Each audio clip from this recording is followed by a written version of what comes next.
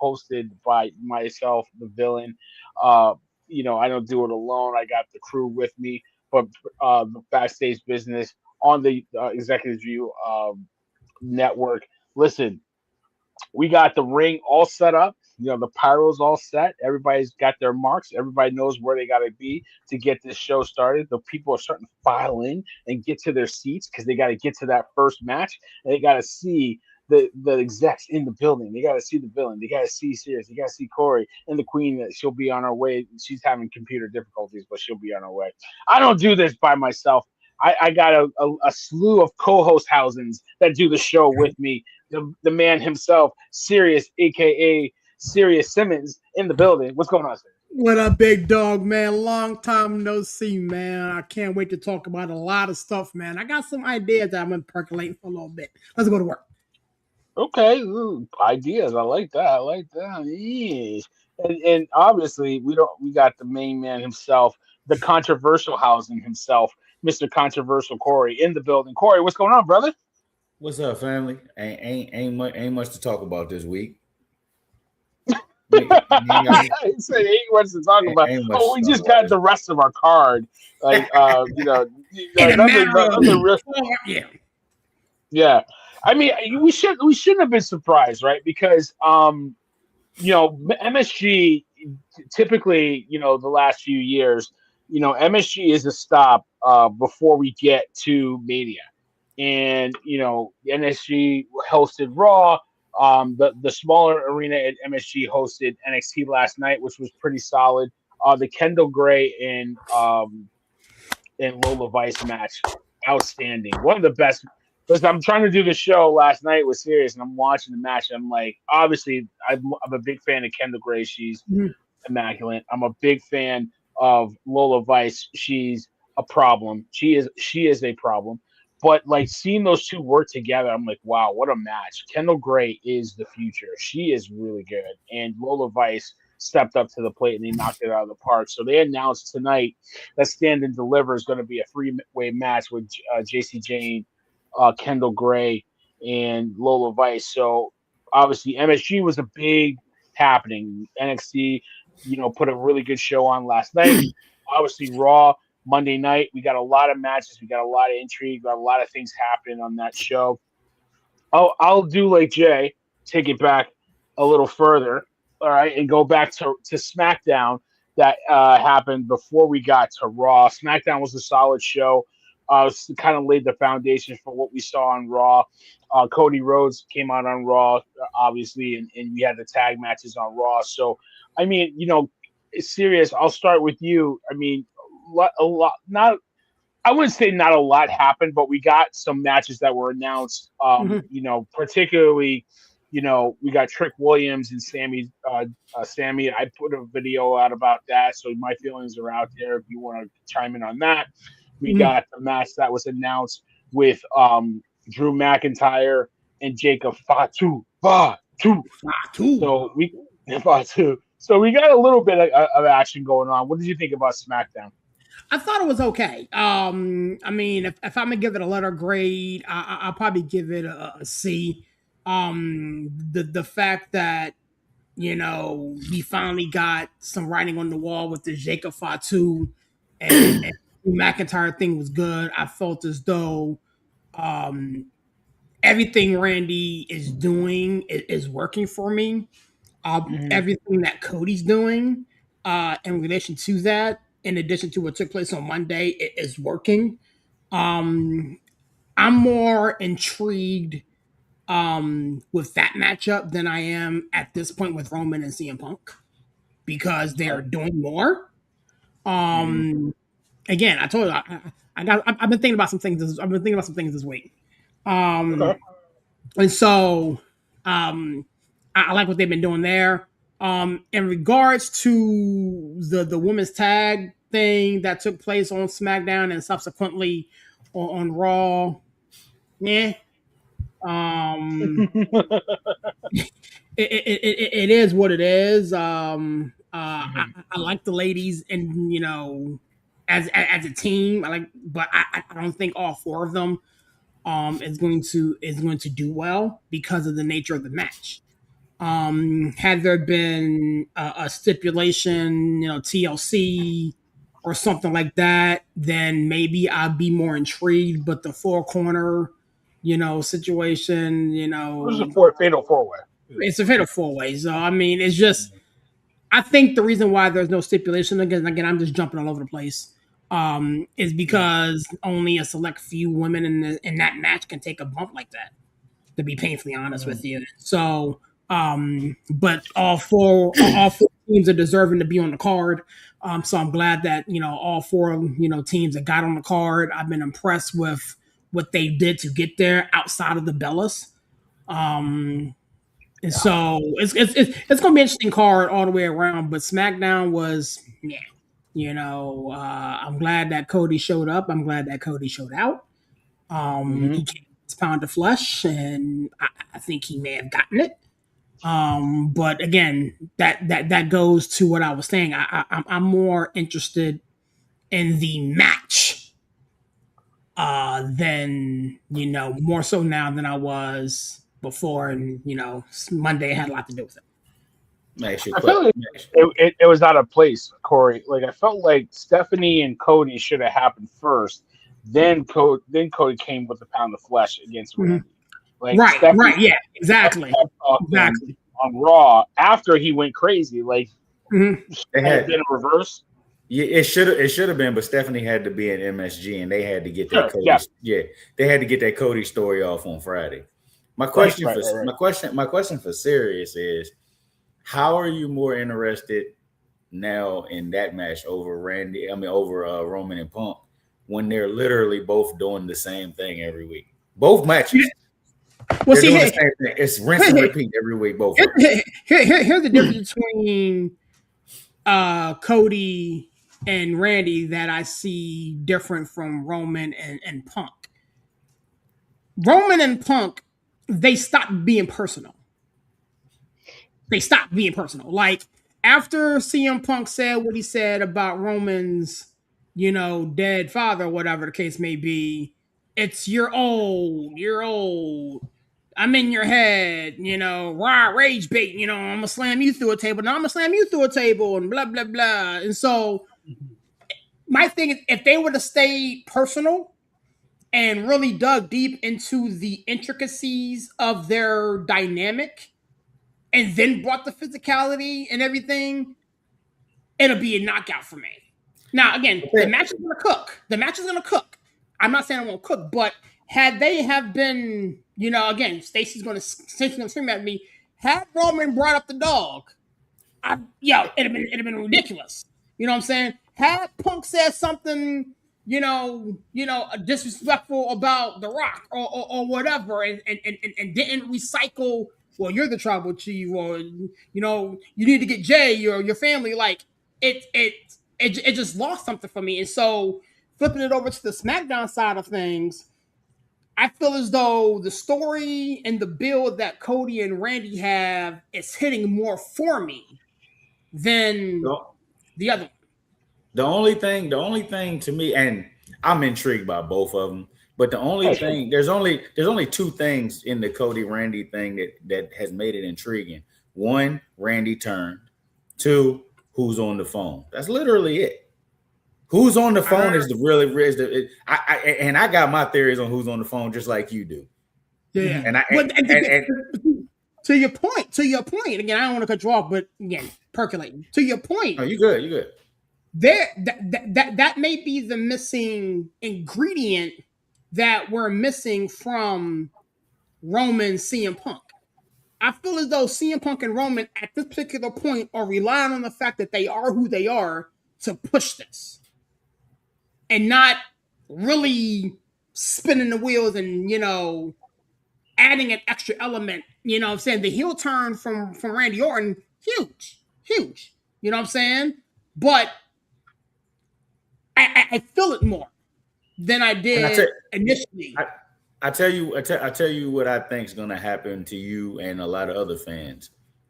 Yeah, it's dragging now with Punk and Roman because you've seen Roman 2 weeks in a row. You're not going to see Roman next week. You're going to see Cody and Randy. You're going to see Cody and Randy every week leading into Mania.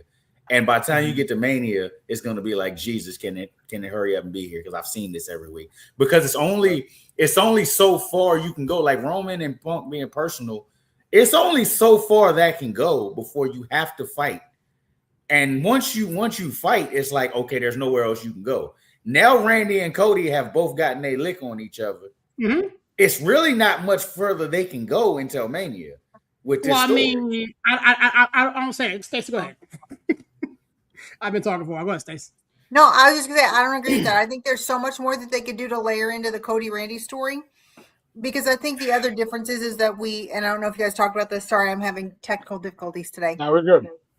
Is there's a layer of legacy and that's why Stephanie came out on Monday. That's why Randy, when he hears voices, he said there's more than one, whatever.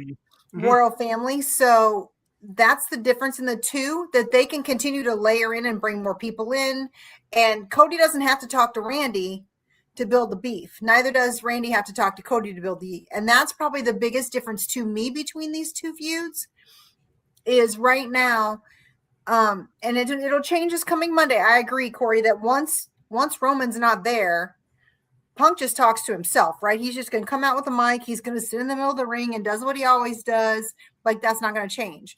Mm-hmm. But that's the difference is Usos have been dabbling in and out of it, but they've got enough juice for this Cody and Randy that they can layer in other things, right? Somebody else could come in and talk to them. Randy's dad could show up. We'll find out who we're talking to. I mean, we even can see a crossover, and it could be The Rock to come in and have a conversation. So we could see a crossover between both of these that could actually bridge both of these feuds together in some capacity, with The Rock dabbling in both, right? So that's kind of the differences. And I think too, because we all know, like, Roman is Roman. Right? They know that Roman and Punk can carry this feud. We all know that even though Cody has the title of QB1, we know who's carrying it right now. And that's Roman. And that's why he doesn't have to be there next week. So they have to layer more in for the Randy Cody because they have to build it. Because again, you said this 2 weeks ago. I'm sure that Randy and Cody were not happy they're not headlining night 2. Because he's QB1 and he's headlining night 1. He's got the main title, quote unquote. For the main title, yep. Hey, so he's night 1. So even Seth Rollins has said in the past, like, he's headline night 1, but really night 2 is the main night, and he wants to headline night 2 one night. So one day. So Hey, look. I feel like we all burying the lead. We can talk about which match is better or which match we look at. Who's on the phone? Yeah. Who's on the phone? And I don't think they know. My opinion changed with something I sent y'all the other day. My opinion changed. Okay, so, tell us, because I can't get on. Oh, yeah. I mean, for me, I was hoping it was the voices. It's clearly somebody. They're gonna show up probably, Friday night. The night before, yeah. Yeah, I mean, well, he said I'll see you next week. Oh, did he say that? They're in St. Louis tomorrow. Yep. Yeah, he said I'll see. He on the phone. He said I'll see you next week. So, it could be that you'll see them on SmackDown, or he'll just visit them and you won't see it, right? But I mean, I hope it should be The Rock. I don't think it will be because he's busy. After that, I really don't have anybody that I really want it to be. You go kick yourself. You go kick. It might not be somebody you want it to be, but if it's Vince, I'm gonna lose. Who's inducting Stephanie? If it's Vince, I'm gonna lose it. That's the only person right now that makes sense is Vince or Shane. Yeah. Can I challenge that? Hold on. Can I challenge that? Yeah, go ahead. Right. So the whole Vince thing came up in the last less than 24 hours, right? Yep. Yeah. Mm-hmm. Y'all know is that official? April Fool's Day, right? Yeah, right. Is that official? I haven't seen it. We've heard that reports are that he said this, right? It's not come out from anywhere official. It's just been dripping in some places. Mm-hmm. Yeah. But I would not be surprised if, and this is just my take on it, that they put that out there right now to see how fans react. Yep, that's what I was thinking. And if everybody's like, woohoo, oh my gosh, I'm so excited, then it's real. If they get a whole lot of backlash and a whole lot of I can't believe it, this is terrible, then it's going to be an April Fool's joke. I mean, well, and that's clear. why it's coming out right now, because it's April 1st, so they can test the waters. He's gonna be there. Yeah, be clear. But he's he was gonna there be last there. year when Hunter was inducted too, and we That's knew that. We heard he was in behind the scenes, and they refused to show him out loud. And he's going to be there, so it's just a case of if he's on screen or not. Like his daughter's getting inducted. Yeah, he's not gonna miss. But if we're going off what fans say, if we're gonna go off the reaction's been positive from everything I've seen. Yeah. But I haven't seen anything negative. Here's where I'll challenge it very slightly. So, you guys don't live in Connecticut like I do. And what happened was, obviously, Linda McMahon is on the president's cabinet. Yep. For the Department of Education, and she was supposed to make an appearance at a school, probably 25 minutes from my town. Appearance at a school after she's tried to gut and basically has gut the Department of Education, and there was such a backlash that she canceled the appearance, and it was really bad publicity for her. So I'm not saying that Vince and her are tied together; they really aren't. But Stephanie and Hunter made their way to the White House with them. They're all connected. So I don't know if there's going to be such good vibes. It's going to be 50-50. Like, it's going to be half of them going to like it and half of them be like, I don't know why he's here. You know what I mean? Like, just like people like that Brock's here and people that don't like he's here. I think for this, it'll be more positive because of who's going in. Yep. Yeah. Like, Hunter, I get it. You know what I'm saying? You're in the back. Hunter is not your parent. I mean, father-in-law. But that's their daughter. Even bigger than that, it's been settled. It's been settled. Right? It's no longer a case. So regardless of how we feel about it, I'm going to take it and I'm going to take it a little bit deeper. They shopped this last year when they brought Brock back. Yep. Mm-hmm. They wanted to see fan reaction with Brock. And fan reaction with Brock is on fire still, no matter how we feel about it, right? He comes out and the crowd still goes nuts. So they shot not as everybody else, though. But it doesn't matter. It doesn't matter. He's still getting reaction. He's still in the top 24 merchandise sales, even now with the FAF5. That was trending the last month or something. So they shop Vince coming back by bringing Brock back first during the time that it was still a case. Mm-hmm. And there was no issue. Overall, there's no issue because Corey, and I'm going to keep saying this to what you said last week or in your video last week, fans are fickle. And right now there's heat on Hunter. There's heat on Paul Levesque. There's heat on him that things are happening. They're not that great. And I have seen more in the last 2 months real social platforms where people are like, bring Vince back. So they have set the standard and poised it by low-key shopping Brock. He came back and everything's fine and hunky-dory. So they throw this out on a day like this to see how the fans are reacting. And I don't know if y'all have seen on social media today, there's just as many I'm excited and happy as there are negative. And there's no such thing as bad publicity. And if the case is already gone, if I'm mad he's coming, guess what? I guarantee no matter how mad people are that he comes back, they're still going to watch. And it doesn't matter how mad I am. If I'm not going to boycott, I'm giving them what they want, which is ratings. So nobody's. I don't think anybody has the balls to boycott. Like, to be honest with you, I don't think anybody's going to be like, "Oh, I'm not watching WrestleMania." We too deep in it. But I will say one thing that I do think also, if TKO brings Vince back and allows Vince to come back, in my opinion, that's TKO also acknowledging that they don't know what the hell they're doing and they've messed up. Because there's no way you allow Vince to come back and he doesn't eventually have a hand in this. Of course. I mean, he's been trying to angle his way, Stacey, right, to get back in charge. Yep. Right? I've heard as recently as a month or two ago that he's angling. You know what I mean? Like, he wants to buy back in. He's been partnering with the Saudi prince to see how much they could do to buy TKO out. Yep. Yeah. He regrets selling. He regretted selling almost immediately. No, he doesn't regret selling. He did it to save his company because he knew he was going down. He didn't want to sell. He had to sell. Just like Stephanie left and came back, then left again. She left because he came back. Yeah, she didn't want him back. Yeah. She didn't want to be there with him. She knew what he did was wrong. He knew what he did was wrong. Yep. Okay. I really don't want to talk about that. I don't want to talk about That's who's on the phone, by the way. Answer the question. That's who's on the phone. It's either Vince or Shane. It's Shane or Vince. I hope it's Shane. I really hope it's Shane. I agree. Like there's a reason why Cody said you're not your father on Monday. Bingo. There's also a reason why after she slapped him and all that and she had that smirk on her face because she knows who's on that phone. Yep. Yeah, maybe she does. Maybe she does. I'm trying to help you.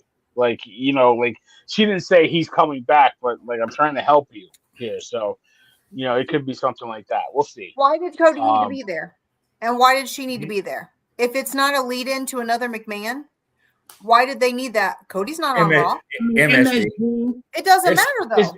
Yes, it does matter. It does those things. It does matter. They could have brought Randy in. They could have had a promo. He could have done a solo promo. That could have been anything. You can't do that. Not an MSG. You can't do another promo and then have a promo Friday night, then another Friday. Like it would have been. But you have Randy come Friday. They could have done it unless there's a reason why. Well, it's MSG. It's the house that the McMahons built, and Stephanie's going into the Hall of Fame, so you got to get a little buzz for the Hall of Fame too. So it checks a lot of boxes. I think that's why they did it. But I honestly think that's what I'm saying. It wasn't necessary. No, it was. It was. You're furthering that part of the business. The Hall of Fame in his MSG. You wouldn't not have a McMahon there. And the thing is, Cody's in New York doing all kinds. He's been on. He was on Busted Open. He's on the Breakfast Club. Everywhere. He's everywhere in New York. So he was gonna be there. So was Trick Willie. He was on First Take. So that's funny. You gotta look at like this too. So to the promo again, we're bouncing, but to the promo, what Cody said was true. Half of the shenanigans that Randy did in 2009 was to her and her family. Yep. Yeah, of course. It started with fans. I mean, we talked about it. 2009, Randy Orton was diabolical to that family.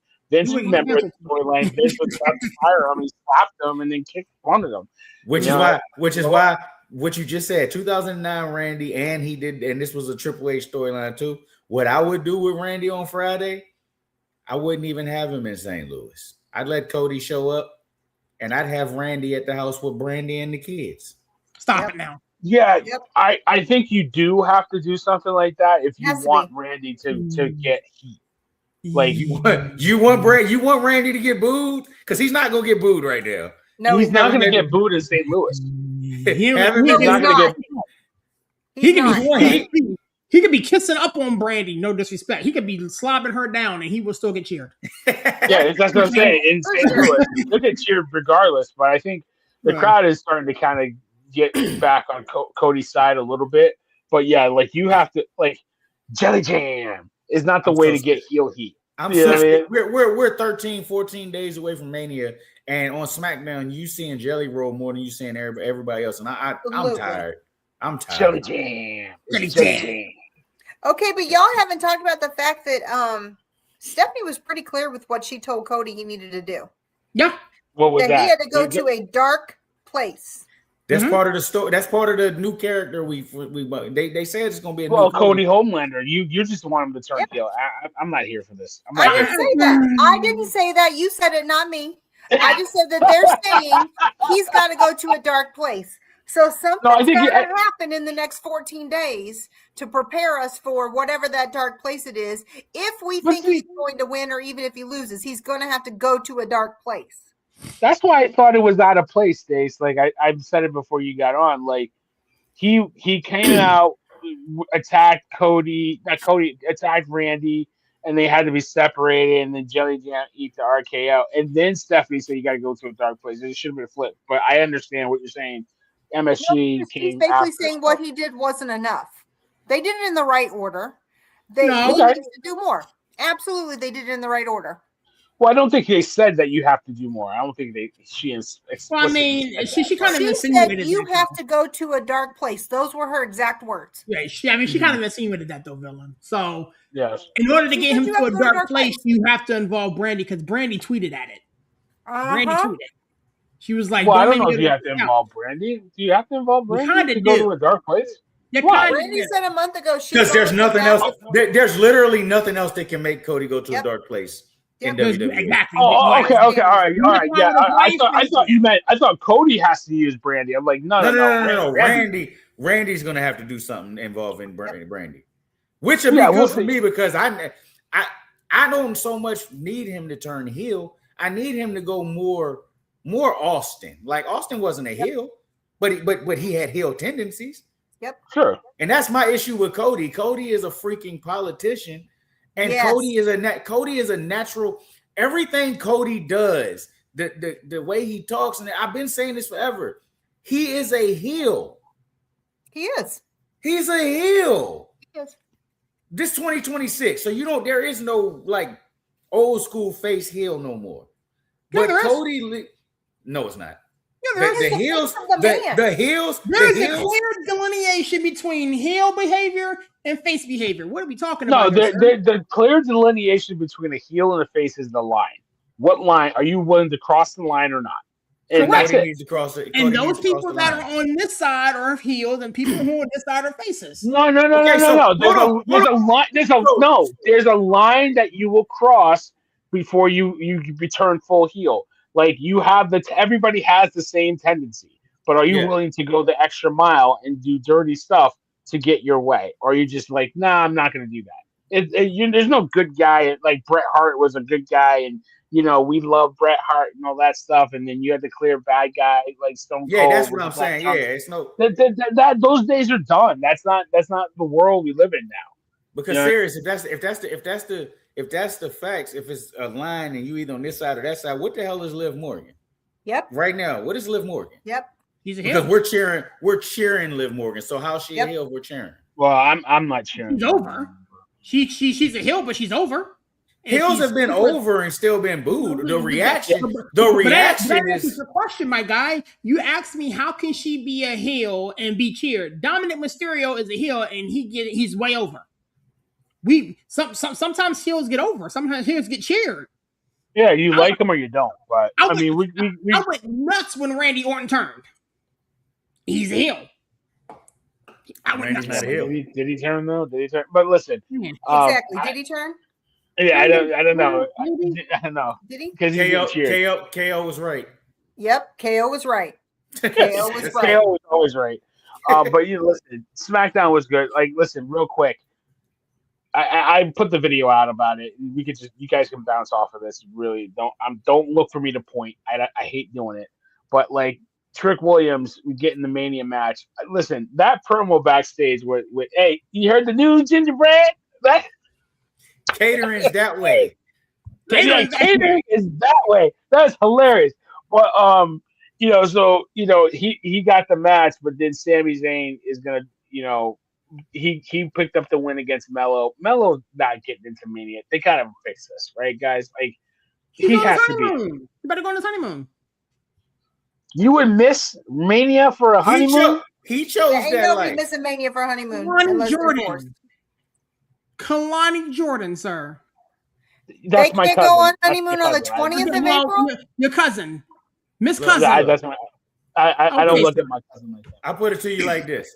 I hate that it had to be Mello, but Sammy needs that title going into Mania because Trick needs that because they had started, and you might not agree, but they had started to turn Trick into just a comedy act.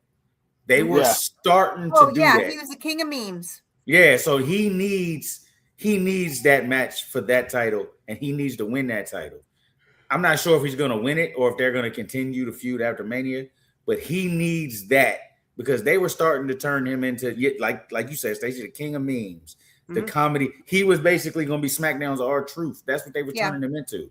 Yeah, so he was comedy Trick? Yes, everything he was doing was comedy based.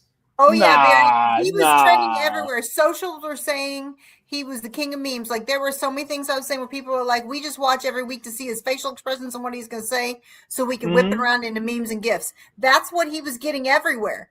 He wasn't you tuned in for The Rock for what he was going to say and do too, right? Hold on, Billy. But the Rock was actually in matches, winning matches. Yep, big time matches. But you look at it like this. I'll make my point this way. Trick and Oba, we were so hyped for them when they was coming in. Yep. All we've talked about lately is Oba. Yep. We have not talked about Trick about anything in the ring. Except for him saying something funny. Except for something Trick said. Trick is doing work, though. Trick is doing work outside the ring. Like, he's on first take. He's also a comedy character right now. He was a comedy act right now, though. I'm not going to push back on that. I'll let you guys live on that. But, like, to me, I think the best thing for Melo is not to drop the belt at Mania, because that pushes him down a peg. I'd rather Sammy, look up at the lights and put Trick over and get the belt. But I just feel bad for Melo because I want him in a match. We still got time. We still got time to turn it into a triple threat. You still got time. I kind of feel like it's going to get there. I hope it doesn't, but I kind of hope it does, because I think Melo deserves to be in a match at Mania, because he's carried the belt really well, and he's had some really good matches for that title. If you turn it into a triple threat, you may want to make it a fatal four, because how can you have Melo in there? How can you have Melo in there and not Dragunov? Because Dragunov has lost every opportunity he's gotten. Not only that, though, outside of you three, if I look on social media, I don't really see nobody talking about Dragunov. Oh, nope. He's at the podcasters and other people. I see stuff. It's all about your algorithm. And I'm telling you, he is hot. Dragunov and Melo as a collective are the biggest, like, frenemies right now on all the platforms. People are living for their promos every week, their dialogues, their matches. Those are one of the top trending things for SmackDown every week is the relationship between Melo and Dragunov. Well, so it's I'll tell you what I've seen a lot. A lot of people want to see Trick and Melo back at it again. Yeah, and I feel like if you make it a triple threat, you can dip your toe in it to see if it'll work on the main roster. And then I just want to see them together, Corey. I just want to see them together. I don't care if they're frenemies. I don't care if they're friends. I don't care if they're enemies. I just want to see them on screen together, because if you watch them on NXT, they were great. They really were. So they were great together as a duo, and they were great as, like, rivals. So I just want to, don't act like we didn't see a great, history on NXT with those two. Yeah. That's what's irritating me on the main roster. They got these two on the same show, and they're acting like there's nothing there. Yeah, they're acting like each other. Yeah, and I don't like that. It's like they're dodging each other. Yeah. But eventually they're going to have to intersect, because I do think, to Villain's point, for the IC belt or something, those two got to interact. I mean, in hell, if you want to get technical, I mean, I guess Oba is technically on Raw, but you know what I'm saying? Like, the call-ups from NXT this time around are in some major spots and doing work. Roxanne just came back, and, she's in a major, situation. I think Jordan Grace would have got on the card if she didn't get hurt. Oba, Trick, Javon, like, the call-ups this past time are in big spots and they're delivering. So they all are, and they have to. They have to, because Braun ain't coming back, right? Braun Breaker is hurt. You have so many spots that are are just missing, that these kids have to step in. I have a theory on that one too. Wasn't he cleared? He was cleared. Ooh. Braun was cleared. Was he though? Was he though? I mean, says who? Dan Meltzer. Yeah. I don't know where it came from. I know it's against the rules to follow and read the dirt sheets, but Villain thinks everything's a dirt sheet, though. Everything's not a dirt sheet. I do believe he's a lot farther along, and I do feel as though he can potentially cost Seth. That's what I think is going to happen. That'll probably happen. Like, you don't have to put him in a full 20, 30-minute match. You can have him do a run-in, you still get him on the card. He's back. He's healthy, ready to go. Sure, absolutely. So I feel like that'll be the safest alternative to save him from himself, because I think that's the main goal for me. I don't want him there at all, but if he has to be there, making him run in that he doesn't hurt himself, because he's not safe with his body. You've seen him running down the aisle doing a spear. Like, the dude should be, splitting himself in half. You know what I mean? So I'm fine with that. My thing is, though, I wanted to tap on something you said really quickly, Corey. I look at how Trick has kind of I guess you could say, was turning into a comedy act for the last few weeks. What a difference a match makes, right? Like, Oba was kind of in that same puzzle. Like, not like the hype was there when he did the Saturday Night Main Event, when he first came on to Raw or SmackDown. And it kind of dwindled a little bit. Like you said it, the crowd kind of got a little quiet. But once he put his name in the hat with Brock, shoo, like, MSG rocked when he came out. Like, and they sold that match. Like, they sold that match 2 weeks ago. Mm-hmm. But, Oba going nuts. Like, seeing those two in the ring, in gear together, like, ooh. I was like, that's the opener of Mania if I'm booking it. I want that to be the first thing I see. Yeah, because you're not going to be a main event. They said do you want that to be a one night? Of the main events, so it's opening one of the 2 nights. It's got to open. So do you think So I think here's what I think happens. I think Mommy and Jade open a night because it's Mommy. I think Stephanie and Liv kind of move back on the card a little bit. Mm-hmm. Do you think Brock? So I think Mommy and Jade will open night 1, and I think Brock and Oba open night 2. If you open night 1 with Rhea and Jade, you've made a mistake. Yep. The opener of WrestleMania is supposed to set the tone for the weekend. Nobody right now outside of Seth. I would get that to Drew and Seth. I would give the opener night 1 to Drew and Seth. To Gunther and Seth? Gunther, yeah. You don't even know the match, so why would we put it first? I got 4 things right now. but like, I don't. Nah, you can't. I don't think Seth Gunther opens. I don't know. It's gotta be. It's not hype. The most anticipated match of WrestleMania right now is Brock versus Oba. It's not the championship. So they're not going to main event. So I've listened to everybody, and we've all agreed. Opening Mania is the second most important match on the card.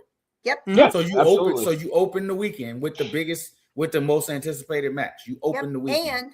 Plus, Brock got to get back to the farm. That helps significantly with single ticket sales, because if somebody's looking for a single night, they can't go both nights.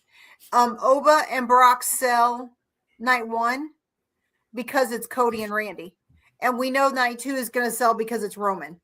Yep. So that helps leverage your ticket sales. Night 1 if you put Brock Oba on night 1 to open. I can see that. So then which women's match opens night 2? Which women's match opens night 2? Stephanie and Liv. I think Stephanie and Liv. All right, so all right. Stacey, which one you have? I think it's Rhea. I think it's Rhea Jade, not because of Jade, but because of Rhea. She's the number 1 international star right now. And I think she's the number 1 star. She's the number 1 star. Corey, who opens night 2? I say Stephanie Liv because Rhea's the bigger star, but the story for those two has got everybody anticipating this match. Serious night 2. Stephanie Liv. I think it has to be Jade Rhea because of the star power. If you're gonna put Brock, if Brock Oba opens night 1. And then Cody, Randy, the big belt closes the show. You can't put Stephanie and Jade in that match. You have to separate the 2 matches, night 1, night 2. Yeah. So, like, I don't like if you're gonna overload night 1 and undersell night 2. If you put Liv, you know what you could. You know what you could. You know what you could. You know what sleeper match in night 2. You thought a ladder match night 2. That ladder match could open night 2. It could, but I don't think it should. It shouldn't, but it could. It could. I think it's the middle. I think it's the middle of the card. But it's a good luck hard match because it brings people back to their seats. But there's a chance, guys, that and we could just go through the card. Let's just go through the fuck it. Who cares? Sorry, I'm sorry for my language. I apologize. But like, honestly, I would be I don't want to follow that match. There's a possibility I don't want to follow that ladder match because Penta's going to cook. Javon's going to cook. Yeah. What did you say, Sarah? I said that's going to steal the show. Yeah. That can steal the show. Yeah. I wouldn't want to follow that match. That's like following Savage Steamboat. That was the best match at WrestleMania 3. Nobody wanted to follow that match. Like, you know what I mean? Like, you can get to that level, like Shawn Razor ladder match at WrestleMania 10, where that stole the show. And Randy Savage was visibly upset at Shawn and Razor because he's like, how the hell are we supposed to follow that? Why'd you do that match? Like, it could be that kind of match. You know what I'm saying? So, I don't know. Like, or it could be a dud. It could, but you got enough people that won't make it a dud. Highly unlikely. Okay. If nothing else, Penta and Javon are going to fly all over. Serious. Answer the question for me because I'm not 100% sure who's all in that match. How many of them been on WrestleMania before? Penta wasn't Penta last year? No, Penta did not. Penta was in the Intercontinental match last year. He was. Huh? That no. No, was it on there? Hold on a second. Oh wait, no, because Penta wasn't there yet. My fault. Penta wasn't there yet. So you got Penta, you got Javon. The two we're banking on because I know y'all banking on Javon. Have never been on Mania before. So you're trying to tell me we're gonna go out there in a match, right? Yep. Rusev has. You got Rusev. You got JD. Rusev. Another one that ain't never been on a Mania card. Yeah, I mean, not really. So in a high flying match, you got Penta, the one guy. But this is where I'll push back on you. Penta can go. Javon can go. Javon was not the lights of Elimination Chamber was not too big for Javon Evans. Different. Dragon Lee can go. We all seen him in Stand and Deliver too. He can cook. Exactly. And Dragon Lee can go. We know Dragon Lee can go. I haven't said nothing bad about none of these people. They can all go. None of them went at the Super Bowl. None of them. Okay. The equivalent. They're also not wrestling two people.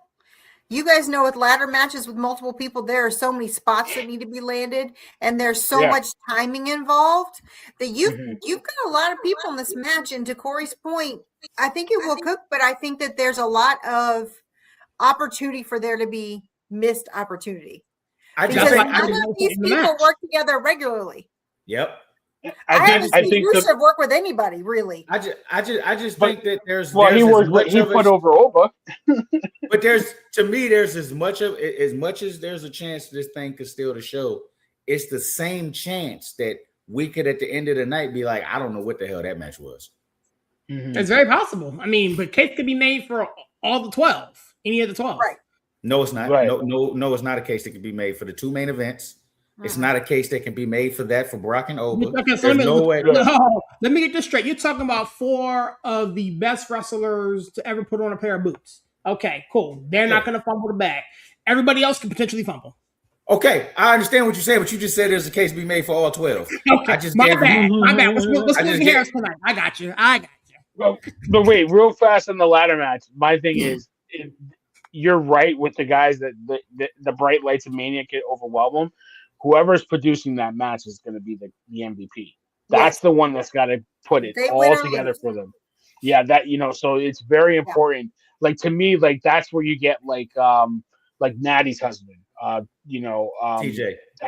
TJ. That's where he's got to be the guy. Like I would have him produce that match. Can I do something real quick that I haven't done yet, and we're 45 minutes? Go for it. Yeah. All right. It doesn't matter who produces the match because I think TJ and Bobby Roode, I think they produced the match that LA Knight messed up, right? Yeah, Bobby's I just wanted to get my LA Knight slander, and that's all. But he's got to be the calming voice. He's got to talk. You know that, right? What's that? I think they're gonna sneak him into this Usos. You can go on the card with LA Knight. It's gonna be. They're gonna add ISO Speed and LA Knight to this crap. And yes, they are. Yeah, I know. Oh, God, I hope not. But listen, I hope I Speed show whatever is not on there because he's cursed. He's cursed. He cursed him so bad that he looked the box and got him into a win. Exactly. God, can't he just go away? Just go away. But no, we got at least what? We got like 8-9 matches now. We got the Intercontinental Championship match. We got the women's IC match that was announced before. We talked about Sami Zayn and Trick Willie, aka Trick Hollywood. You got the Fatal 4-Way with the Irresistible Forces, the Bella Clones, Charlotte and Alexa Bliss, and Bayley and Lycaria. Woo! I'm looking forward to that. I'm with you. That's my bathroom break. I don't care about that match. I kind of care because I love Charlotte and Alexa. I love Lash Legend is in Bayley and Lyra. So I mean, but you got Drew and Jacob that was announced. Listen, if you go to a Yankees game, we talked about it. You go to a Yankees Giants game, and you're just walking around happy, and then the next night you're like, I can't move. Yeah, I call that. Come on now, dog. Yeah, kayfabe, please.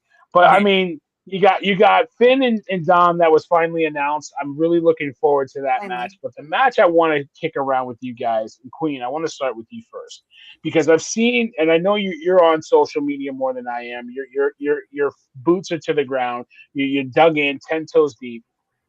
Seth and Gunther. The internets are pissed off because this makes no sense. Why is it in a match with Seth and Gunther? Why is Seth and Gunther in a match? Are we happy with this match, Stacey? No, and I think it's interesting because again, there's no lead in. They had to do something with Gunther, and we've been talking about this now for weeks. Once we found out that Ray was hurt, and they pigeonholed him into the career, and I don't even know, the career killer or something stupid like that. They knew they had nothing for him. Seth is released to come back. But if Breaker's released but not released enough that they're willing to put him in a hard match, because that's the thing, and I think you have to talk about Brock Breaker when you talk about this match. Because the reality is, even if he's released to come back, it's not a Monday Night Raw show that's a 10-minute match. We're talking the matches of all matches, right? WrestleMania, it's the Super Bowl. He can't come back. If he's not completely 100% fully ready, they would not be able to give us the match that we would expect between Breaker and Rollins. So you put Gunther in here. I mean, he's just going to sleeper hold everybody, whatever. I'm over it. He needs to do more than he does. And I get that that's his thing, but it just doesn't work in this with Seth. But it's fine. I think it'll be a decent match. I think this is the catalyst match to what we were talking about earlier to get Breaker back.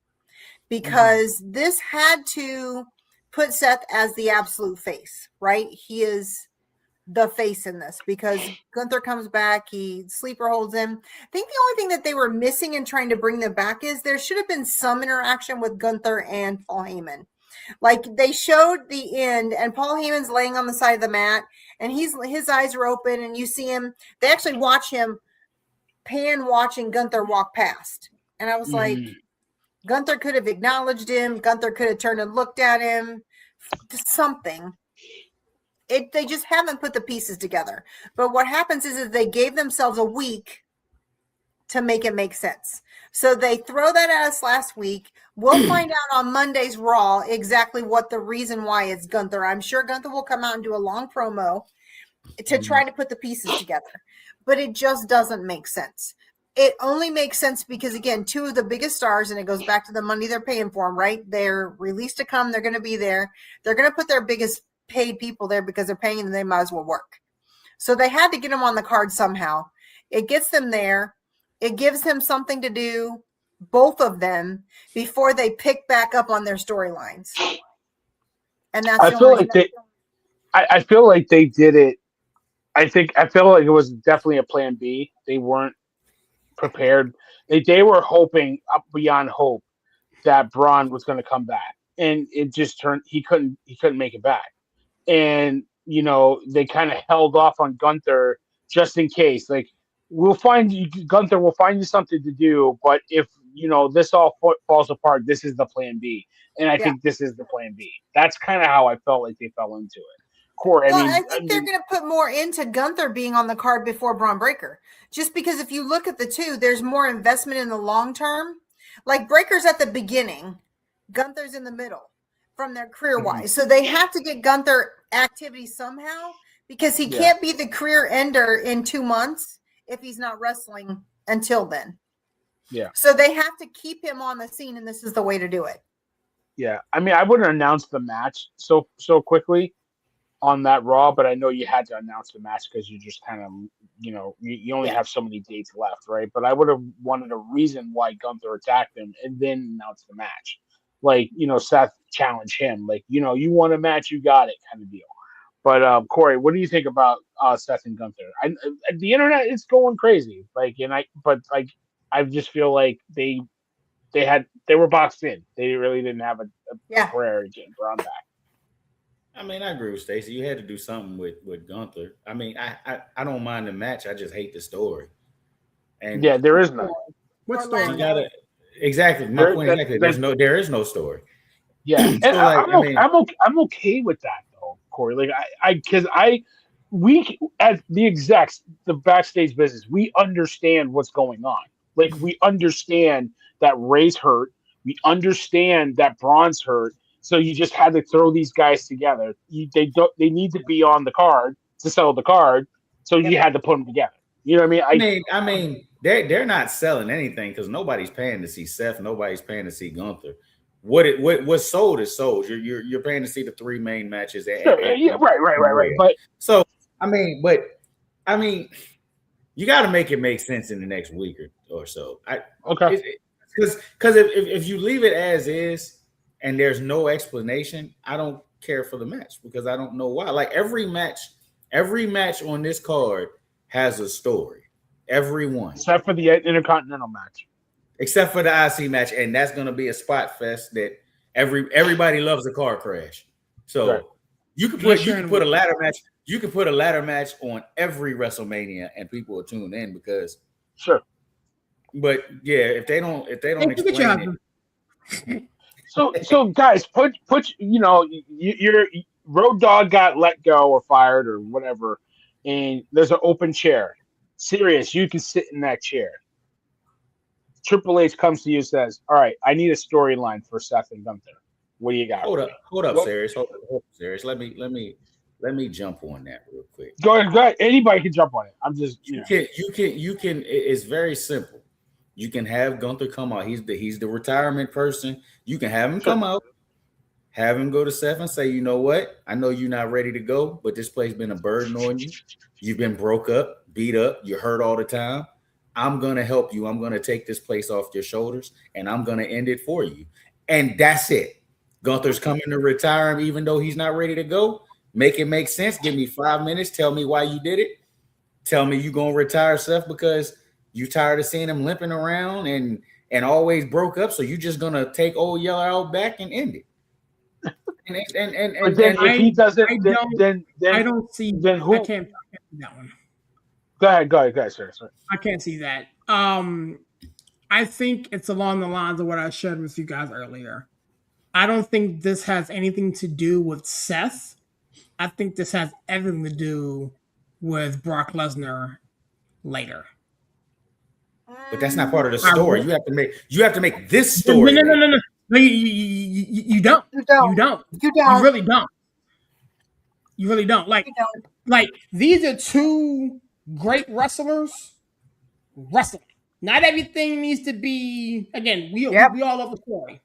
But we, as the executives in backstage business, understand that the reason why it's these two going at it and not the other two is because of injury. Okay? So you tie it together. If Gunther is the retired guy, the legend killer, whatever the heck he's called, we all understand that at SummerSlam, Brock Lesnar is hanging him up. I think Paul Heyman's not an idiot. Paul Heyman knew that everything was going to happen at Boston. Paul Heyman knew that he was reinstated. Paul Heyman made a deal with the devil to get at Brock Lesnar. That's what I think happened. You mean Gunther made a deal to get Brock Lesnar? Correct. Okay. Because let's not forget, Brock Lesnar said that he wanted, not Brock Lesnar, Gunther said that he wanted to retire Brock Lesnar. And we understand that Brock Lesnar's last match is in SummerSlam. Yep. In Minnesota. So these two just so happen to be innocent bystanders with nothing to do. They get paid a ton of money. They're going to be in the Super Bowl if they're healthy. But all right, let me push back. Yes, we understand that, and the fans that are on the same level as us understand what this is. That's not who you're telling the story for. The story's not telling the story for. The story is for everybody that Stacey's seen online or the villain has seen online that are killing this match because there's no story to it. Yeah, that's who you telling the story for. Like, it's got to be a story, bro. Here's the thing, like I feel we can go to the refrigerator right now and find something together, put it together, and make a stew and eat that, and it'd be tasty. I heard Santi's out. This is the Santi's out there. I heard Santi say that earlier today. You can get stuff out of your refrigerator, put it together, make a stew, and it'd be tasty, and you eat it because it's good. Serious. You have kids. I have kids. Yeah. You go to your refrigerator, pull out a bunch of BS, and your kids are gonna say, "Daddy, what the hell are you doing? What are we doing? Why? I don't want that. I don't want that." Yeah, Stacey knows my kids personally. But these two aren't BS. You got two arguably the greatest wrestlers in today's day and age. To who? Stacey just sat here and echoed the thoughts of at least 50% of the fans. All Gunther does. Hold on. All Gunther does is sleeper holds. All Gunther does. But listen, if you think all Gunther does is sleeper holds, then you don't watch wrestling. Listen, look at the history. It's not like Gunther can put on a good match with anybody. You just don't want to admit it because you think all he does is sleeper holds. I'm not saying you. I'm saying you as the wrestling community. Yeah.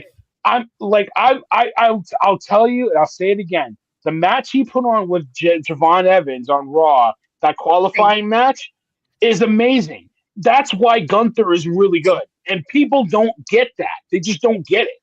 So, and I'm not saying you, Corey. I'm just saying the internet community, right? I'm going to challenge that. I think people do get it. I think the problem is... No, I don't really think they do. I really don't think they do. But I think the problem is that they meaning the bookers, the way that they plan this all out, right? They expect him to end it very much the same way, right? They just like last night, he could have come in and he could have beat Seth down a little more than he did. Okay, my favorite thing, by the way, is the fact that like he got a little cut, and I don't know if y'all noticed this. Gunther goes like this to his head, and then he slimed his blood all over Seth. I was like, that's the part of Gunther we need to see more of. But right now, because of the title and whatever they're giving him, the people that he's wrestling are broken. So he can't wrestle in the manner that he wrestles right now. They are giving him the whatever, and I don't even for the life of me, I never remember what they're calling it, but whatever they did. But the reality is they are wrestling him almost exclusively right now with people that are on the way out. They can't wrestle like they used to. They are physically broken. They are having physical issues. This is why they are retiring. So because of that, what's the easiest way to retire somebody? Put them in a sleeper hold or in a submission thing versus them taking a giant slam or kick or punch or whatever and then getting the 3 count.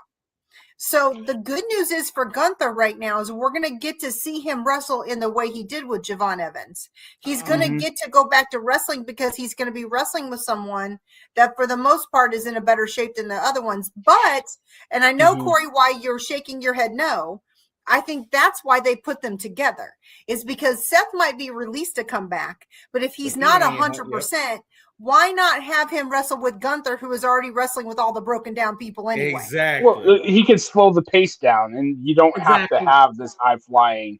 match where you need them to do all these spots and stuff. You can pace them. So yes, his style of wrestling is aligned with someone that's hurt or someone that's retiring, and that's why this makes sense for Gunther. And that's hurting Gunther, like Stacey said, because like you said, Villain, the match he had with Javon was like that. Why? Because Javon ain't broken.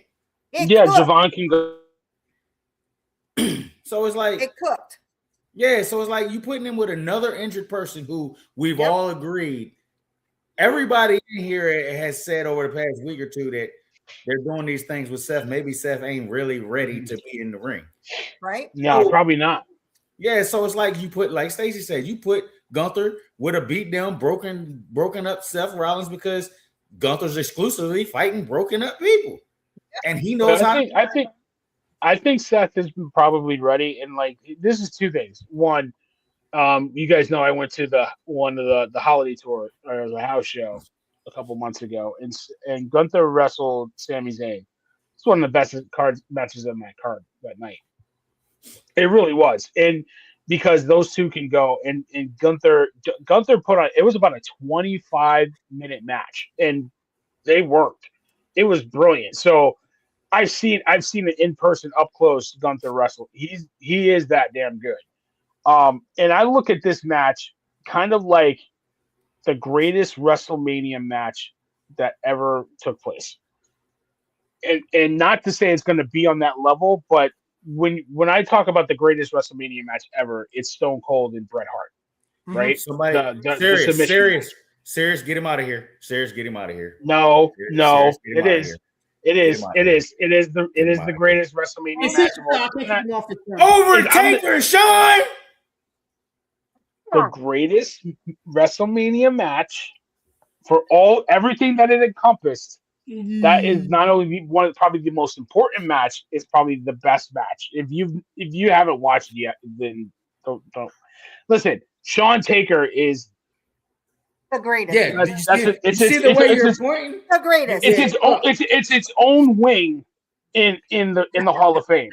But the greatest match, storytelling wise, everything that was put together was that submission match with Stone Cold, the double heel turn, okay, Bret going heel, Stone Cold going face, and then the match that they put together, it was brilliant. But here's what I'm saying. That match, if you remember, that match had no build.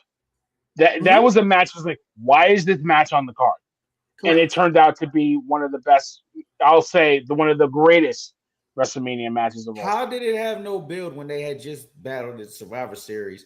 But they just had, that was the blow-off match. Hold on, so didn't Stone Cold cost him the Rumble that year too? Yes, he cost him the Rumble. There was build. There was build, but they already had their blow-off match. They already had the blow-off match, and then they had this match, and they kept it going. Like they were like, it was, that match was announced like a week or two before Mania, and it was a submission match. It was like, okay, Stone Cold has no submission move. You're throwing in Ken Shamrock as the guest referee for why? Love Ken Shamrock. It was, if you remember, it was thrown together at the last minute. It really was. So that's what I'm saying. Like, listen, we can debate this. Maybe we have a WrestleMania history show one day. That'd be fun. Before Mania comes. But I'm just saying, Seth and Gunther is kind of cobbled together in the same fashion. Mm-hmm. It could cook. You never know. It's going to. I think it's going to cook. Serious. Yeah. There is a point while Villain was talking that me and Stacey are both looking like this. And I want you to screenshot it, and I want you to put a caption on it, and I want you to post it, because Villain then lost his damn mind if he think that match is better than Shawn Taker. Right, for real. Literally. Well, which one? Shawn Taker won? One or two? All. Both. What Shannon Sharp say? BOFF. Both. Listen. Both. Listen. That match is incredible. You can't. It's top 5, but that submission match is perfect. It's perfect. It's perfect. no missed spots, no like botches. Everything. It's a perfect match. It's a perfect match. If you watch it over again, there's no mistakes. Nobody fumbled the bag on that match. And if you came, The first Shawn and Taker match, so the freaking Undertaker almost died with that going over the top rope and almost killed himself. I mean, like, but listen, Shawn and Taker. I get it, but like the submission match, Austin Bret Hart is perfect. Shawn and Taker. You can't Bud Light. There's no Bud Light. Did you really just try to? So you went from Bret and Austin was perfect to trying to find one flaw in Shawn and Taker and throw that out there, and then tried to back out the conversation real quick. You ain't slick. No, listen. Go ahead. You are comparing that match to Seth and Gunther. No, I'm comparing the build, not the match. No, I'm not. Did you listen to what I? You know what? Fine. You know what? We're done. I said the build. I said it's not going to be on that level of a match. I said the build. There was no build. You know why she didn't hear you? You know why she didn't hear you? Because you started by saying that was the greatest WrestleMania match of all time, when we all know that's not true. See, I can kick people off You're slandering my man. You're slandering my goat. No, listen, Shawn Michaels is my favorite wrestler of all time. I could be objective, though. Why can't I be objective? You can't tell me the submission match isn't perfect. You can't tell me that. You can't. I can tell you that it's perfect for this. Okay. For the two people that put it out. That doesn't mean it's better than Taker Michaels. Okay, then I'm about to have a very unpopular opinion, because yes, I love Roman Reigns, but Shawn Michaels has always been the GOAT to me. You talk about no build, you talk about a great, damn near perfect match. Shawn and Cena was damn near a perfect match. What's another good one? I was there. No build. That can rival. That can rival. Wait, whoa. You're telling me Shawn Cena had no build? How much of a build did it have when Triple H was literally the challenger and got hurt? Yep. Well, yeah, the match was supposed to be Triple H and Cena. Triple H got hurt. That was in February. It was I can't remember the name of the pay-per-view. It was like the February something. It was like some Revolution, something like that. I can't remember. And WrestleMania took place in March. Yep. Yeah. So the very next pay-per-view. They did have build. They had 3 weeks to build it. They had just as much of a build as Austin and Bret. They had 3-4 weeks to build it. They did. They had really? 3-4 weeks for the first time since I've been on this show, I can honestly look you in the face right now and say, you lost this. No. I was there. They had build. It just wasn't the match that you wanted, because Shawn was the face at that point. He was carrying the DX moniker. But there was a build. It just wasn't. We also have to understand that we're still a couple weeks out from Mania. There's time to build this, and the difference between now and then is they rely a lot on social media, so they have plenty of time. If you let Sirius tell it, there will be no build, because we're working towards SummerSlam. I don't think there will be. I don't know. We'll see. I don't see that. I don't think there will be a build. I mean, don't get it twisted. I think Gunther comes out and does this thing and blah, blah, blah. But like, again, we are diehards. We understand the realness of what's going on. So in order for it to be a legitimate build, it has to make logical sense to all parties. This is not going to make sense. Like, Gunther's going to come out and do his shtick. He should have did it in freaking Boston, but nothing. I'm not even going there. But he's going to come out and do his shtick. You know what I'm saying? Well, speaking of Boston, I want to ask you guys one thing. There is a host for WrestleMania. You never seen 17. That's supposed to John Cena is hosting WrestleMania. do you think they did it to sell tickets? Yes. Yes. Okay. 100%. We won't even need to keep much time on that. No, that was my question. That was my. No, I'm kidding. Like, do you guys like it? Do you like seeing that hosting? I'm indifferent. It's fine. I mean, that's my not even excited. That's my goat. Yeah. So anytime I get to see him, involved in WWE, I'm all for it. But we understand that they need to put butts in seats, and they were that. So you call your ace. And before it used to be The Rock, but The Rock right now is not in good graces with the people that be. So you call Cena. Wait. I feel my and he's issue going to sell is merchandise. I bet you within the week they're going to have merchandise all over the place for Cena at WrestleMania. Yeah. He's going to sell merch. I don't really think he's going to move the needle on ticket sales because he's not doing nothing but hosting. But yeah, but I just watched you and a bunch of people like you cry 3-4 months ago. It's too soon. Y'all was just crying in December. It's only April. I will tell you. I wasn't crying, but I will tell you. It is. Not you, Bill. Serious. I was emotional. Yeah. It took me an hour to record my video.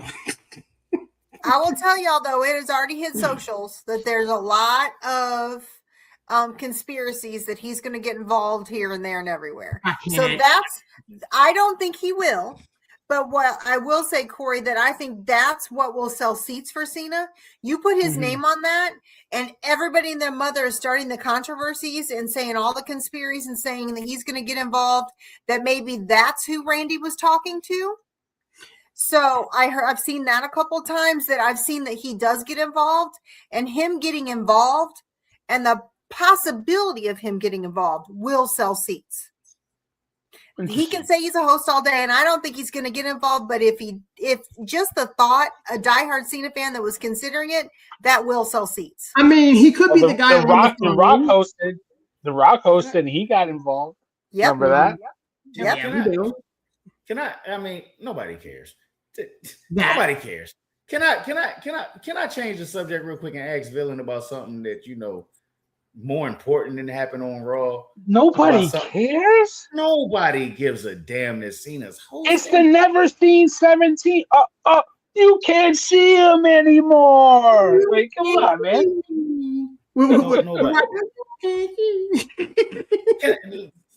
Screw all that. Let me ask you about something that happened on Monday, Villain, because you're the real quick. You're the one person here that hates this person. How do you feel about what's going on with Liv and Stephanie?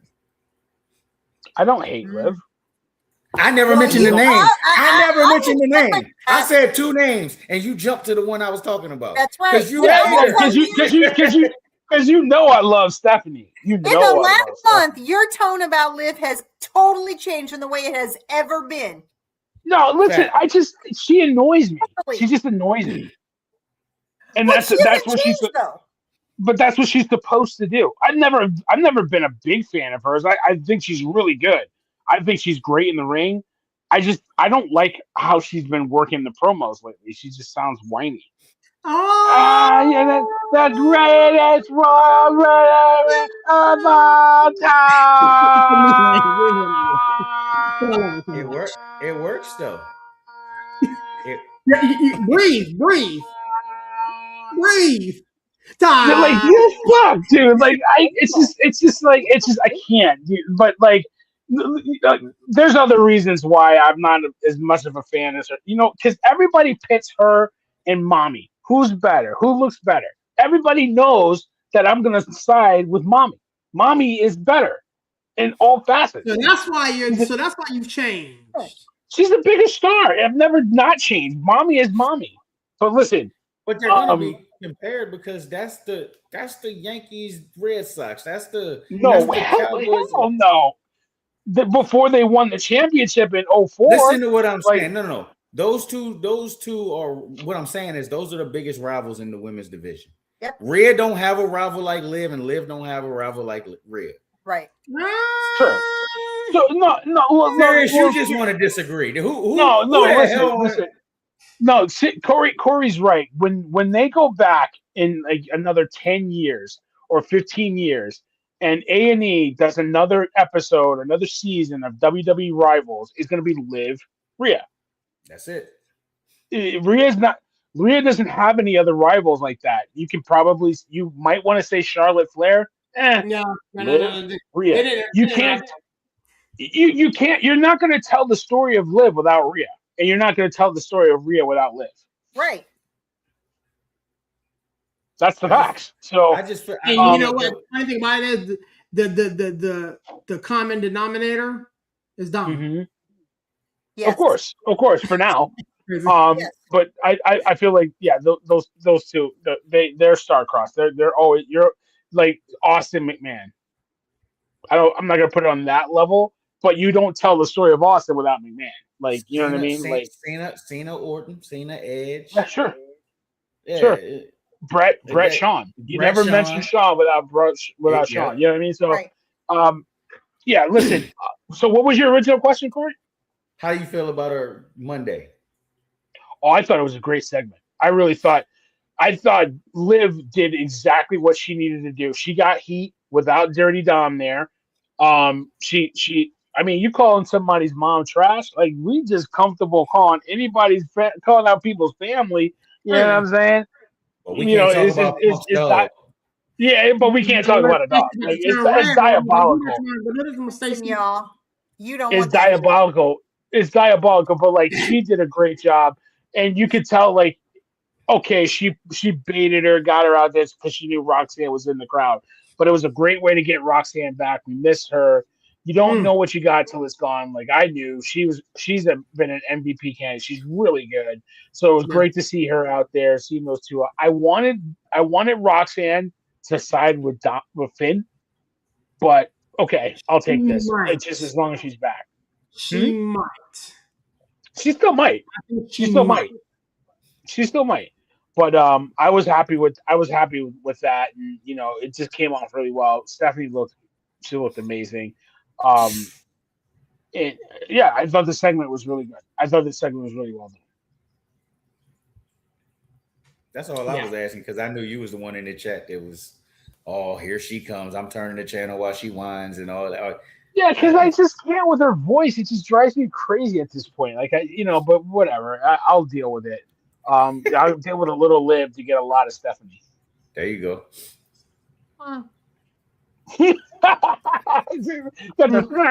Okay. No, but no, I thought it was good. I thought Raw, for the most part, was a solid show. I thought it was a solid show. I thought Triple H coming out and getting in between Brock and Oba was a good move. The memes coming out from that are hilarious. No, yeah, exactly. But the one thing that don't make sense to me about that is, so Triple H is there. One, Cody grabbed your wife, yanked her up. You didn't come out for that. Right. Wait. Yanked his wife? Villain. She pulled her arm. Villain. Pulled her arm. Villain. Man. Like, be easy. Villain. If I grab you act like he pulled a Randy Orton, man. Like, be easy. Look, Villain. If I grab your wife like that, you gonna bow up. You ain't got no choice. That's your wife. Two, but like I was saying, you can come out there and protect what we think is going to be an opener. You can protect that. But Roman goes through a table at the end of the night, and Triple H ain't there to protect the main event of the whole show? Make that make sense to me, man. Because maybe Oba and Brock went off script. Punk went through, and he didn't come. Hunter wasn't there. We knew. But maybe Brock and Oba went off script. Maybe Brock wasn't supposed to be in his gear trying to fight, and that wasn't a part of the plan. So you can always find something. Yeah, you can. But still, it don't make sense. If you're protected, it makes sense. It makes total sense to me. It don't make sense. Especially if Oba pushed and basically put Adam Pearce to the ground. There was nobody else of authority to stop what was going on other than Triple H. And Triple H was going to? Yep. And his neck? Come on now. His heart and everything else, he wasn't stopping nothing. Man, come on. That's how you knew it was going to stop. Did y'all see old man Punk go for the power bomb, and was it Jamie Noble or somebody had to reach up and grab and make sure Roman was up there good? Yeah. Because old man Punk can't do it on his own. Yep. You're old.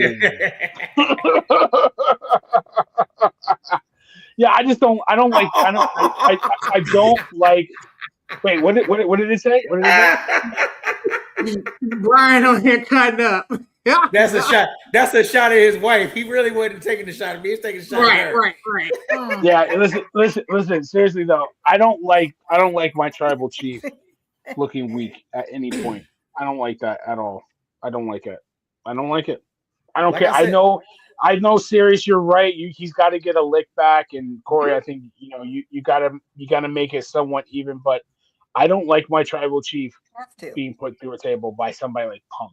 If you're put through a table by Brock, fine. But like Punk, seriously? Like I said in the chat, though, this is my issue with it. Every time Punk gets the upper hand, it's literally the week right before Roman won't be there the next week. So now you get Punk get the upper hand, like the dad comment that was right before Roman wasn't going to be there the next week. Yep. Monday, put him through a table. We all know Roman's not going to be there next Monday. Space it out so that at least when he does it, I don't have to hear Punk for 2 weeks talking about Roman can't do this and can't do that. Like, space it out. Make sure when Punk gets his lick back that at least Roman's there the next week so that they can, like. I just don't like it at all. I don't like it. I don't like it. Roman Reigns is our tribal chief. He is a mountain of a man. He shouldn't get manhandled by some soft, pudgy 47-year-old. I'm sorry. But you can do it like this. If you go back and watch it, it's very easy to explain that away. Punk didn't really get the upper hand until security and Adam Pearce got in the way, and then Punk jumped in. So you can. I mean, he always says he can't do it without his cousins. All Roman got to say is you can't do it without security. So but it's not necessary to me. It's not necessary. I mean, but Punk's your champion. He can't get dominated. I'll give you a prime example. SmackDown is basically telling us that Rhea's gonna win because Rhea done got beat down every week. Yep. Mm-hmm. She's gotten. So do they have a name for that group? Do they have a name for that group? What do they call them in AEW? The baddies. They call them in AEW. The baddies, yeah. The baddies. But I mean, like, dude, I know you saw their social medias. Meechin was looking. Oh, Meechin been like that. We just don't talk about her. She's. But yeah, Rhea's got to get the strap. Like she said, that I don't need the belt. The belt needs me. Yeah. Right. That's a boss. That's a boss move right there. And that's a hit. That's a lightly veiled shot. I hated that whole promo on Friday, by the way. Just an FYI. I hated that whole promo. Say what? I hated that whole promo on Friday. Hated it. Have you liked one yet? Like this Friday, I give you that one. But the 2 Fridays before that, I thought they was doing good work. I thought they did well. That one. To answer your question, last Friday it was all right until the 2 ladies came out and joined her or whatever the case may be. I thought Jade had her best mic work. Jade talked. I said this last week. Jade said more than just "I'm not bitch." She said more, which I liked. I felt that. So I liked that one before Meechin and B-Fab popped up. I didn't like the one previously because again, it was just, for lack of a better phrase, I'm better than you. I'm better than you. They weren't saying anything. They weren't moving anything. It was boring. It's the same. It's repetitive. Can I say something real quick? Not to get us completely off topic. But we got 5 minutes. So. All right, but the way Sirius is talking about these promos is another reason why I say that match can't open. Stephanie Liv is bigger. We haven't crapped on 1 week of Stephanie Liv yet. Stephanie Liv has been money every minutes next week. So since they did the sit down where she made Liv cry, since that night, there's been nothing bad about that about those two at all. Mm-hmm. But here's what I will say to that. The way I will challenge that is this. WrestleMania is not only about that night. We already know that's why they put the belt back on Jade. They are trying to give her a bigger platform. They are trying to elevate her and make her be more believable. Okay. That's why they put Rhea with her. That's why they didn't have her do a Mania match with anybody else but Rhea, because Rhea is the biggest star. With Rhea being the biggest star, Rhea is not going to take a back seat. It doesn't matter the build of either one of these matches. The reality is Rhea is the bigger star of everybody in both matches. And regardless of the build for the storyline, Rhea will sell the seats. Rhea will make sure, because here's the difference. If Stephanie and Liv were the first match, there are a lot of people that will go, I don't need to hurry back to my seat. Rhea and a trash can could be wrestling. Rhea and a banana peel could be wrestling. And she starts, and people are going to run to their seats to get her. It doesn't matter who Rhea's wrestling, and that's why Rhea will headline one of the nights. So the reality is that then automatically elevates Jade where they want her to, because Jade, people don't buy into her enough, which is, I think, incidentally also why they gave her a faction. Let's also think about this futuristically. There are 3 girls in that faction. There are 3 girls in the Judgment Day faction. Now we have a blue brand and a red brand faction. Let me say something real quick. And this is. Hi, Miss Queen. I see you. Y'all will kick me out after this, so I'm gonna go ahead and get it off. Stacey, do Rhea need to win the match? You saying they're trying to elevate Jay? Does Rhea need to take the title from her? And I'll say yes, and I'll tell you why. Because hold on, before you tell me why, I'm gonna let you get that out. Before you tell me why, I think you can get away with that match and Rhea losing it if you do one thing. Y'all get your buttons ready. I'm sorry. I'm sorry. I knew exactly what he was gonna say. Turn heel. I beat you to it. Listen, and I'll let Stacey finish it, and then we can get out of here. Rhea needs to win the match because you got to sell SmackDown. Well, and you have to elevate the belt again, because Jade's had one strap defense since she got it 1 million years ago. Yeah, and nobody has enough buy-in, so they have to. They have to give credibility back to the belt. But just because you have the belt on Rhea, if there was nobody for Jade to work with, that's not a Jade issue. That's a SmackDown issue. Yeah, that's why Rhea needs the belt. But it's still who Rhea needs the belt. Who's she gonna work with? SmackDown. It doesn't matter. You're putting your biggest star on that show. You have Jade. You have Nia Jax that can work with her, because nobody expects them to retain at Mania. You have Charlotte that's over there that can work with her. Yep. You have Alexa Bliss that's over there that can work with. Like, there are people on SmackDown, ladies. There are ladies on SmackDown that can work with Rhea and help elevate that belt. Once you separate them, once you separate them, it'll be fine. Yeah, I would like to see Rhea in a short program with Jordynne Grace. Why not? That'd be great. Raw's got so many female talent that they won't miss EO. Turn EO.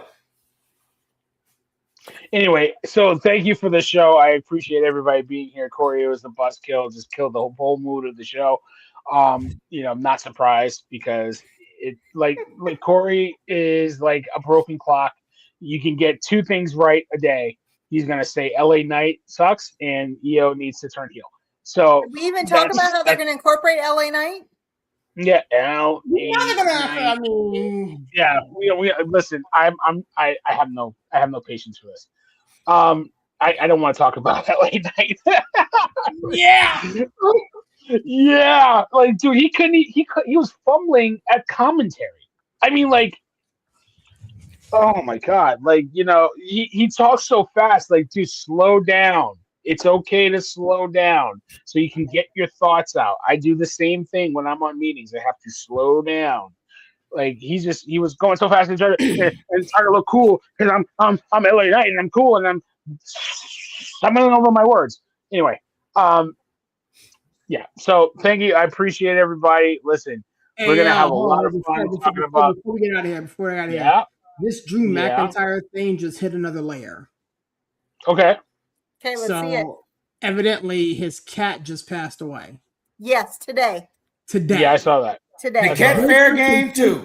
And okay, anyway. No, we're not doing that. But I saw that. I think you said that Randy Orton's phone convo is going to be. Yeah, he's going to appear on SmackDown. Orton was on the phone with the individual once again and said that he appreciates everything he's done for him, and he says that he'll see him in his hometown of St. Louis, and then stares at a trophy case of him and his father and hangs up the phone. So this was posted by the Ringside Roster, Wrestling News and Rumors.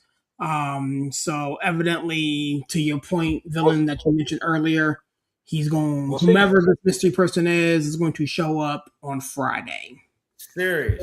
Did you see this with your own eyes, or are you believing the damn dirt sheets? I'm reading it right here. I'm just saying because villain thinks everything's the dirt sheets. He do. I've been controversial, Corey, and I'll see y'all next week. All right, Corey. Is that your close? Is that his close?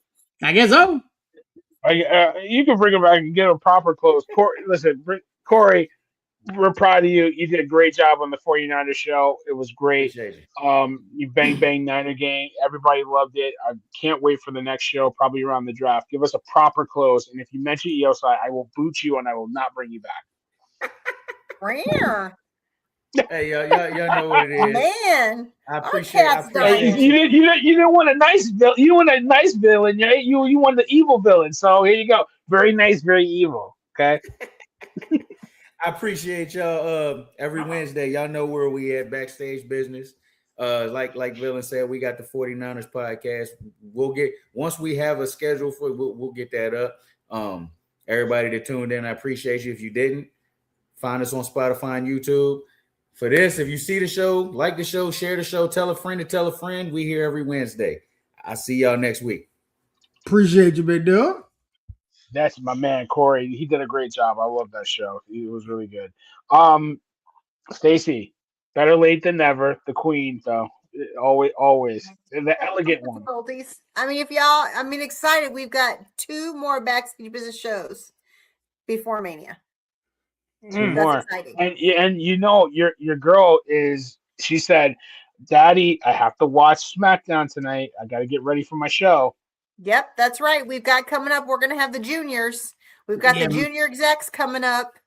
They're going to be giving their predicts, talking about everything that's going on. It's going to be a great show with all of our junior execs. Can't wait for that. We'll get that out on social soon so you can see the legacy. It's going to be great. Lots of things coming out from us between now and Mania. And don't forget to put us on your calendar for Mania days. Both nights right after the shows, we're going live. We're going to be talking about all the things. So can't wait to roll it out again. See y'all next Wednesday. I love it. Can't wait. Avery is like, can I talk Stacey? I got to talk to Stacey. She's trying to put her show together. It's not the show. It's her show. It's her show. It's her show. Yeah, just be clear.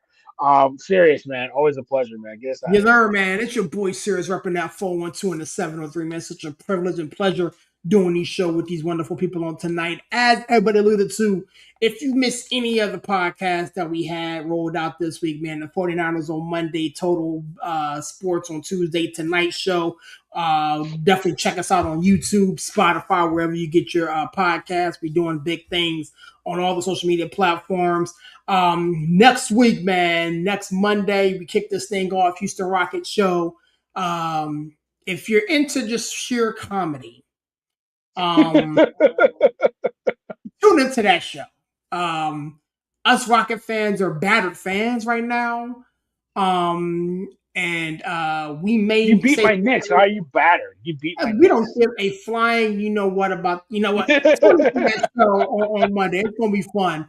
Back at it on Tuesday, back at it on Wednesday, and then it's go week, man. WrestleMania week will be here, and we got stuff lined up all week for that week, including the post show that Stacey and everybody alluded to. But yeah, man, thanks to all of my friends over at Nonsense and Deep Thoughts. Backstage Mama, Stacey was on that thing, did a good job, man. Looking forward to partnering with them in the future. My boy Trev over at the Playbook Podcast, man. Can't wait to jump on your show in a couple weeks, man. It's gonna be real fun. Play It Against Sports, man. Villain and I gonna get over there and talk with those guys here in a minute. Man, again, I always say that this table's big enough for everybody to get in where you fit in. Yada, I mean, we didn't even talk much about that match tonight, but we'll catch that up on the next one, man. And I always close out my shows like this. God is good, even though sometimes people are not, man. Catch you guys on the next one. Peace. Absolutely, man. Can't wait for that. We got so many shows coming up. Thank you guys for Corey, Stace, Serious is nothing but love. We got a lot of stuff cooking. People are starting to tune into our Spotify. So follow us there. You can always listen to the audio of our shows. You can watch us on YouTube. We're on Facebook as well. We got our Instagram, we got our TikToks, Twitter. We're everywhere, man. Our content is great. We're out there. Give us a listen, give us a follow, and tell your friends about us, man. We're doing great things. So, a lot of shows coming up down the pipe. The Rocket Show. We got WrestleMania. Post analysis. We'll probably do a preview show before that, going through the whole card. It's a great time for in the wrestling biz. WrestleMania season. But listen. Everybody's filed out of the building. There's stale popcorn and all that on the floor. The ring is broken down. We're packed up. We got the trucks with Danhausen on the cover. Our truck's got Danhausen on it. I don't know about everybody else's truck, but we got Danhausen taking human monies and putting his face on our trucks. That's all packed up. We're headed to the next show for next week. So tune in to us. But like I said, man, we got a lot of good stuff out there. But we're here, man. I hope you felt this with no hands. We're here. We're in the building. As I say, peace. We're out of here.